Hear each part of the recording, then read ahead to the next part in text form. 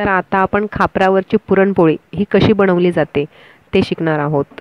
मी सुट्ट्यांमध्ये धुळ्याला आलेली आहे आमच्या गावी आणि कानबाई मातेचा उत्सव खूपच जोरात असतो. जस्ट मी आता बसले आणि मी प्रोसेस सांगते की खापरावरची पुरणपोळी ही कशी बनवली जाते. की बऱ्याचदा असं म्हटलं जातं की तुम्हाला खूप सारे पदार्थ येत असतील आणि खापरची पुरणपोळी येत नसेल, तर म्हणजे याचा अर्थ असा होतो की ठीक आहे, म्हणजे तुम्हाला काही येत नाही असं नाही, बट ती येणं म्हणजे एका सुगरणाचं लक्षण असतं.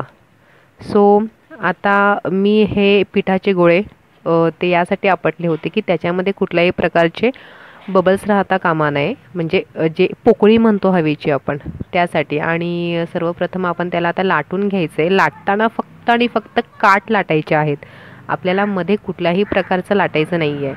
सो ती जेवढी स्प्रेड होईल त्या पद्धतीने तिला स्प्रेड होऊ द्यायचं. आता जी बाजूला जी पुरणपोळी टाकलेली आहे ती ही बेक होते. आणि बेक होते म्हणजे तिला दोन्ही बाजूनी फक्त एकदा अल्टरनेट अशी परतवून तिला शिजवायची असते. जसं आपण केक बेक करतो त्या पद्धतीने तिला एक खरपूसपणा येईल या पद्धतीने तिला शिजवायची असते. आणि खूप चवदार चविष्ट अशी लागत असते. मी कुठल्याही प्रकारचं प्रिपरेशन केलेलं नाही आहे, लाईव्ह व्हिडिओ जस्ट बनवून मी तो पोस्ट करते. आणि रात्रीचे 2 वाजलेले आहेत, आमच्याकडे कानबाई मातेचा उत्सव असतो. सो त्या उत्सवामध्ये खापरच्या पुरणपोळीला विशेष महत्त्व असतं आणि मुळात ती असतेच तिथे. आणि हे खानदेशचं एक वैशिष्ट्य आहे की तिथे खापरावरची जेवढं खापर आहे तेवढं पुरेपूर ती पुरणपोळी बनवली जाते. आता मी हे दोन्ही पात्र लाटलेले आहेत आणि त्यामध्ये पुरण हे एवढं घालायचं असतं की 1 वाटी पूर्ण, कारण की ती एक खूप मोठी अशी बनत असते. 3-4 पुरणपोळ्यांची, छोटी जशी आपण बनवतो 3-4 पुरणपोळ्यांची मिळून एक मोठी पुरणपोळी बनते. सो 1 वाटी भरेल एवढं त्यामध्ये पुरण भरायचं असतं.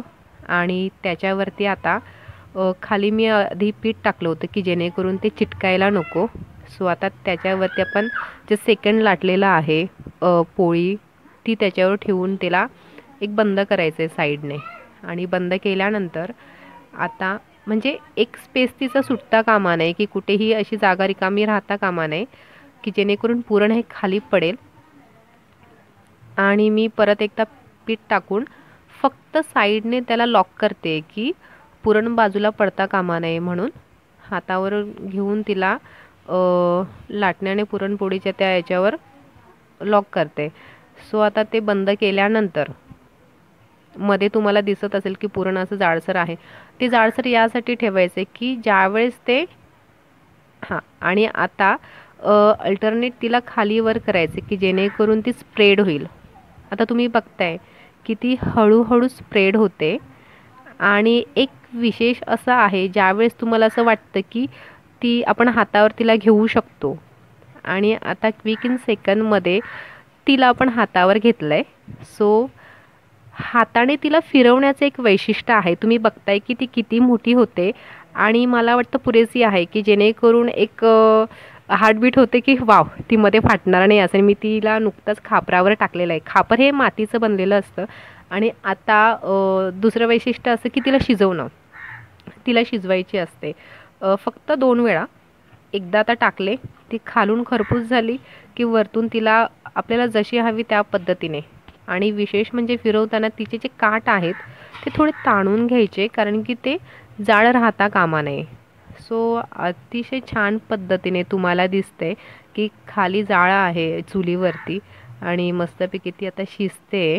तिला एक बबल्स टाईप अशी फुगते, ती फुगताना दिसते. म्हणजे पुरण हे ते छान पद्धतीने शिजते हे त्याचं लक्षण आहे. सो मी ही पुरणपोळी म्हणजे खूप दिवसानंतर, वर्षांनी मी बनवते, त्यासाठी ती एवढी मोठी बनलेली नाही आहे.